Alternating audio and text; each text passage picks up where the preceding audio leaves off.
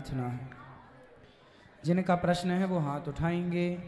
श्री कृष्ण गोविंद हरे मुरारी।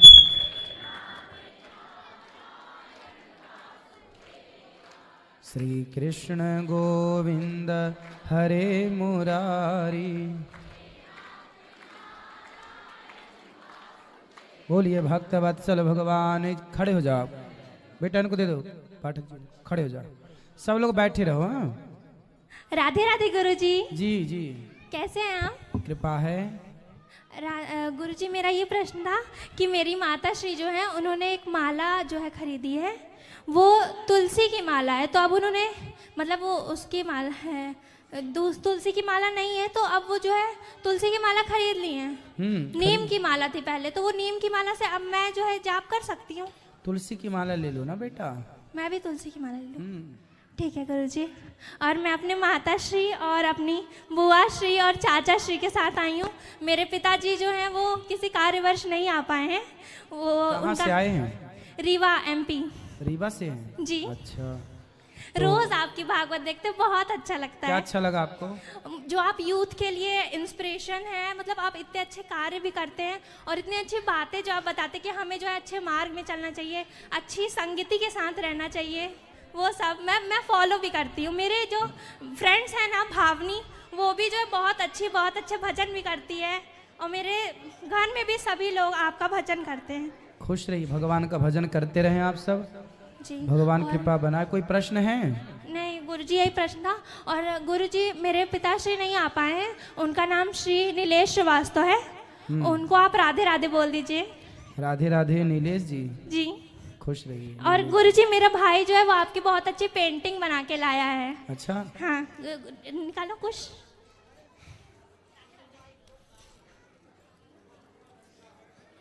ये देखिए कुछ।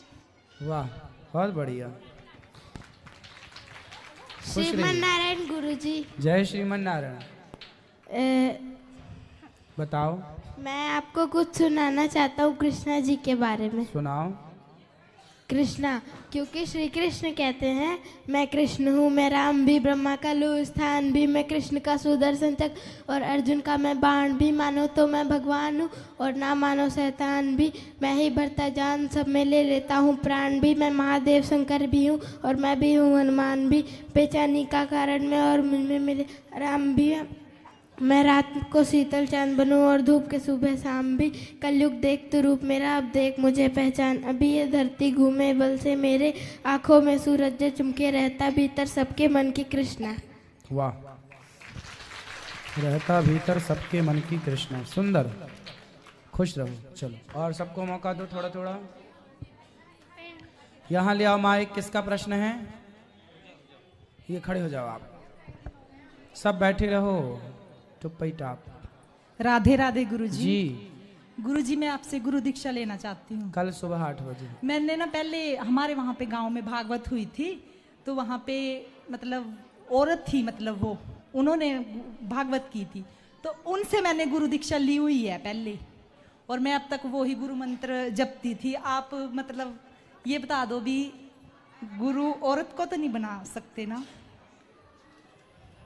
आपका क्या मन है ये बताओ। मैं आपको अपना गुरु मंत्र बता दूं, फिर आप बता दो। अगर ये ही जपना है तो मैं यही जपूंगी, अगर वरना आप दूसरा अपना दे दीजिए गुरु जी। वाह, राम जी भी आप बनाए, बहुत सुंदर। खुश रहो, बहुत सुंदर। ये बच्चे ने बनाई है, तालियां बजा दीजिए बच्चे के लिए। सुंदर। ये लो, खुश रहिए। बोलो। मैं आपको अपना मंत्र बता दूं गुरु जी, फिर आप बता देना, अगर ठीक है तो फिर यही, वरना आप गुरु मैं आपको बनाना चाहती हूँ। अच्छा। हाँ जी। तब उस टाइम मेरे को पता नहीं था इतना कैसे क्या। अब आपकी कथा जब से देखने लगी हूँ तब से बस कंफ्यूजन रहता है। बताओ क्या मंत्र जपती हो? बता दो सब ऐसे ही। लिख के दे दो हमें कागज में। कागज दे दो ना, कोई कलम दे दो और लिख के दे दो। राधे राधे गुरुजी। गुरुजी मैं ना शादी से पहले ना तो पूजा पाठ करती थी ना शादी के बाद करती थी। मैं एक दिन फ़ोन चला रही थी, मैंने आपके बारे में ना किसी से सुना था ना किसी से जाना था। एक दिन फ़ोन चला रही थी, अचानक आपकी क्लिप देखी, तो मैंने आपकी सेवा भी नहीं देखी थी, सिर्फ आपकी कथा सुनी थी। तो गुरुजी इतना पागल हो गई मैं आपकी कथाएं सुन के कि मेरा मन करता है कि मैं पूजा पाठ करूं। और शादी के बाद मेरे पे घर पे डांट भी पड़ती थी कि पूजा पाठ नहीं करती हो, कोई व्रत नहीं करती हो, कुछ नहीं करती हो। और गुरुजी जब से मैंने आपको जाना है ना तो मेरे को लगता है मेरे को व्रत करने चाहिए। और गुरुजी एक बार मैं आई भी थी 10 मार्च को, तो अपनी पतिदेव से लड़ते लड़ते पहुंच गए थे यहाँ पे और अब की बार मैं टीचिंग करती थी, तो मैं रिज़ाइन कर कर यहाँ पे 5 दिन हो गए गुरुजी आपसे बात करने के लिए, बातें नहीं हो पा रही थी। बताओ। तो गुरुजी अभी मैंने आपसे गुरु दीक्षा ली थी, आपने मेरे को 3 व्रत बताए थे, एक एकादशी था, एक अष्टमी था शायद, रामनवमी और एक कृष्ण जन्माष्टमी। कृष्ण तो गुरुजी वही जन्माष्टमी वही रामनवमी है जो राम जी का जन्म हुआ तो रामनवमी नहीं, एक तो महीने में पड़ती हैं। चैत्र की रामनवमी चैत्र में आती है रामनवमी। जी। जन्माष्टमी भादों में आती है साल में एक बार। अच्छा। और गुरुजी जैसे कुछ लोग बोलते हैं कि एकादशी में कि जैसे हम सुबह को जो पूजा पाठ करते हैं तो वो वैसे ही करते हैं जैसे घरेलू पूजा करते हैं, या उसमें कुछ कथाएं वथाएं करनी पड़ती हैं?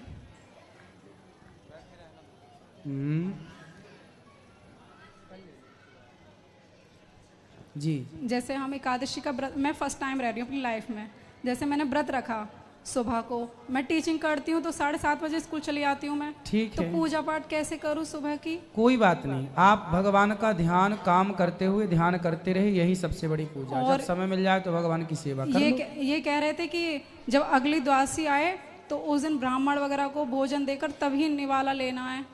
तो यदि ऐसा कर पाओ कि ब्राह्मणों को भोजन करा पाओ तो कराओ, वरना जरूरी नहीं है। आप द्वादशी के दिन भगवान का प्रसाद, चावल प्रसाद लेके व्रत पूरा कर सकते हैं। जी गुरुजी, उस दिन जब मैं लड़ाई में आई थी तो मैंने पता नहीं क्या प्रश्न किया था, लेकिन मेरा वो प्रश्न का उत्तर नहीं मिला था मुझे। क्या प्रश्न है, पूछो। मेरा प्रश्न था कि हनुमान जी के जो पंचमुख थे, है ना, तो वो क्यों थे? हमने तो हनुमान जी को एक ही मुख देखा है, तो 5 मुख। भाई हनुमान जी पंचमुखी इसलिए होते हैं क्योंकि जब रावण ने पाताल में राम लक्ष्मण को, राम जी का अपहरण कर लिया जी, तो उसकी देवी जो कुल देवी थी उनके यहाँ एक दीपक, 5 दीपक थे और उसको वरदान था कि जो एक साथ इन 5 दीपक को बुझाएगा वही इसे मार पाएगा।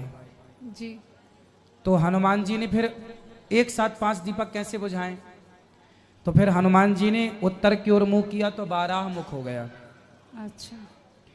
दक्षिण की ओर मुंह किया तो नरसिंह मुख हो गया। पश्चिम की ओर मुख किया तो गरुण जी का मुख हो गया, गरुण मुख हो गया। और आकाश की ओर, ऊपर की ओर मुंह किया तो हयग्रीव, और सामने की ओर तो बानर के रूप में। इन 5 रूपों से 5 मुख से फूंक मारी और उस दिया को बुझाया और उस दुष्ट को दंडित करके राम जी को लेकर आए। इसलिए 5 मुख हनुमान जी ने तब प्रकट किए थे अपने। जी। और गुरुजी, खुश रहिए। मैं प्रश्न कर रही हूँ, ध्यान में करिए। गुरुजी वो जो है क्या कहते हैं, आपने परसों कथा में बता रहे थे कि दुर्योधन को किसने मारा था? सॉरी, उनके जो गुरु थे द्रोणाचार्य। हाँ, द्रोणाचार्य को धृष्टद्युम्न ने। वो कौन थे? वो थे एक। अच्छा। और गुरुजी हनुमान जी को पवन पुत्र हनुमान और शिव का वो क्यों कहते हैं? अभी मिलेंगे मैया, अभी प्रश्नोत्तरी है ना, अभी बैठो, प्रश्नोत्तरी के बाद मिलेंगे। मिलने का टाइम अलग, प्रश्नोत्तरी का अलग, कथा का टाइम अलग, तीनों को मिक्स मत कीजिए। शिव का रूप भी बताते हैं उनको और पवन पुत्र भी बताते हैं। हाँ, कई बार कथा सुनाए हैं, कुछ भागवत लोगों सुना ने करो। गलत वो फैला रखी है, आप जरा क्या गलत बताओ। वो मैं बोल नहीं सकती, ऐसा कुछ वर्ड बोला था तो मुझे बड़ा गुस्सा आया था। नहीं बताओ ना। यूँ कह रहे थे कि हमने एक बार ऐसी पूछा था, हम जब छोटे थे तब किसी से हमने पूछा था कि उनको पवन पुत्र भी बोलते हैं और शिव का रूप भी बोलते हैं। क्योंकि शंकर जी जब मोहिनी भगवान का उन्होंने दर्शन किया, भगवान नारायण से कहा कि आप हमें मोहिनी अवतार का दर्शन कराओ। जी। तो मोहिनी अवतार भगवान ने मना किया कि शिव जी आप दर्शन मत करो, पर मोहिनी बनकर जब जिद किया शंकर जी ने दर्शन कराओ, तो जब भगवान नारायण ने मोहिनी अवतार धारण किया तो भगवान इतने सुंदर थे कि शंकर जी मोहित हो गए।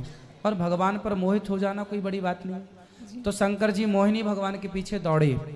तो शंकर जी का जब दौड़े तो शंकर जी का तेज निकलकर पृथ्वी पर गिरने लगा। तो भगवान मोहिनी भगवान ने उसको हाथ में लिया, जो उनका रज था, तेज था। उस तेज को अब कहाँ डालें, चूंकि शंकर जी का तेज है। तब फिर अंजनी माँ के पास गए और उसके कानों से पवन के द्वारा, क्योंकि पवन देवता ही सहयोग करेंगे तब ना वो तेज कान से भीतर गर्भ में प्रवेश करेगा। तो पवन के द्वारा पवन का सहयोग लिया गया उस तेज को गर्भ में स्थापित करने के लिए। इसलिए पवन पुत्र हैं, शिव जी के तेज से प्रकट हुए तो शंकर सुवन है। और अंजनी माँ का विवाह केसरी से हुआ था, इसलिए केसरी नंदन है। गुरुजी देखिए, सब आपसे कोई दुपट्टा मांगते, कोई कुछ, लेकिन मैं आपसे अलग से एक गिफ्ट मांगती हूँ। पता है मेरी पतिदेव से लड़ाई हो जाती है रिचार्ज कराने के ऊपर कि आपकी प्रश्नोत्तरी यूट्यूब पर ही आती है, ये इतने सारे सीरियल आते हैं बेवजह के आते हैं। तो गुरुजी मेरी आपसे प्रार्थना है कि आप अपनी टीवी पर भी 1 घंटे की प्रश्नोत्तरी डालिए।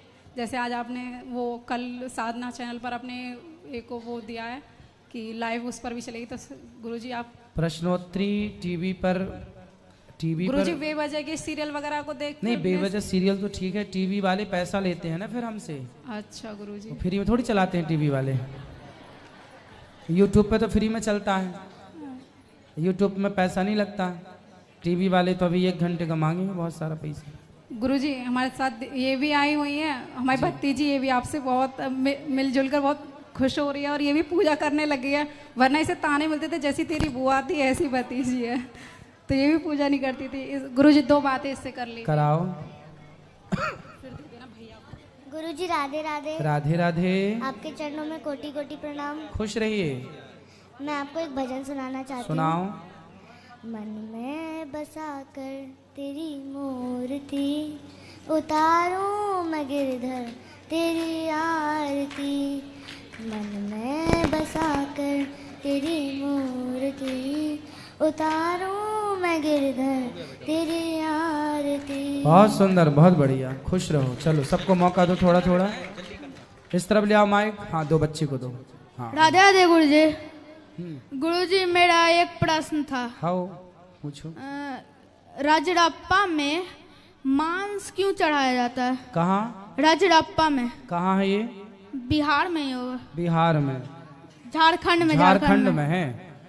मांस इसलिए वहां चढ़ाया जाता है क्योंकि ये अज्ञानवश ये परंपरा चला रहे हैं, गलत परंपरा चला रहे हैं। हमारे हिंदू सनातन धर्म में कभी भी मांस चढ़ाने की परंपरा नहीं है, हत्या करने की, बकरा काटने की, बलि देने की परंपरा नहीं है। हमारे यहाँ अहिंसा ही परमो धर्मः की बात है। हमारे यहाँ बलि चढ़ाना है तो अपने क्रोध की, अपने भीतर की बुराइयों की बलि चढ़ाइए, किसी जीव की नहीं। वो जो कर रहे हैं ना बेटा, वो मनमानी कर रहे हैं। मनमानी समझते हैं कि अब जिससे मनमानी करनी है तो आप कितना भी समझाओ। अब जैसे रावण ने सीता मैया को चुराया, किसी की स्त्री को चुराना कोई धर्म थोड़ी है, लेकिन रावण ने मनमानी की, चुरा लिया। ऐसे ही आप किसी की हत्या कर रहे हैं, ये कोई धर्म थोड़ी है, पर आप जबरदस्ती देवी देवताओं के नाम पर उसकी गर्दन काटे जा रहे हैं, तो ये तो मनमानी है। अब ऐसे मनमानी लोगों को कैसे आप समझाओ, कैसे? हम तो समझा ही रहे हैं कथा के माध्यम से, पर ये गलत है बेटा। आपने ये पूछा कि क्यों चढ़ाई जाती है, गलत चढ़ाई जाती है। कोई परंपरा गलत, कुछ लोगों ने बना रखी है परंपरा, बोल रहे हैं हमारे बाप दादों से चली आ रही है। भाई बाप दादों की परंपरा यदि गलत है तो उसे बंद करना चाहिए। आप बताओ, जो बात गलत है, जो परंपरा गलत है, उसे बंद करना चाहिए कि नहीं? गुरुजी और पहले आप मेरे प्रश्न का उत्तर दो। जो गलत परंपराएं हैं, जो गलत बातें हैं, उन्हें बंद करना चाहिए कि नहीं? जी गुरुजी। क्या करना चाहिए? बंद कर देना चाहिए। सही परंपरा को फॉलो करो, गलत को नहीं, ठीक है? अगर घर में कोई डेथ कर जाए तो हम लोग माला जाप कर सकते हैं? जब तक सूतक है तब तक मानसिक जाप कीजिए। सूतक पूरा होने के बाद, शुद्धि होने के बाद आप माला जाप कर सकते हैं, पूजा भी कर सकते हैं। और कोई सवाल? चलो इनको। राधे राधे गुरुजी, आपके चरणों में कोटि कोटि प्रणाम। खुश रहिए। मेरे यहाँ 2 प्रश्न हैं। पहला प्रश्न, हम इंद्र की पदवी पाने के लिए हम 100 यज्ञ करना पड़ता है, और तो फिर ब्रह्मा की पदवी पाने के लिए क्या करना पड़ेगा? राम का सेवक बनना पड़ेगा। हनुमान जी भविष्य के ब्रह्मा हैं, आगामी ब्रह्मा हनुमान जी। हनुमान जी जैसे बन जाओ, अगले ब्रह्मा बन जाओगे। ठीक है।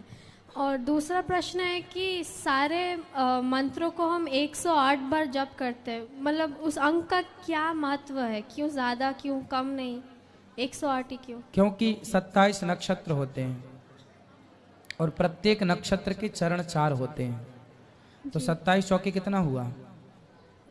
108। हाँ, 108। 108। 108 की पूरी ब्रह्मांड की, पूरी पृथ्वी की परिक्रमा का फल 108 है। राम नाम का अर्थ भी 108 है, इसलिए सब 108 में समाहित है, इसलिए 108। जी। क्योंकि नक्षत्र जो है 27, चरण 4, सब इसी में समाया है सारा संसार।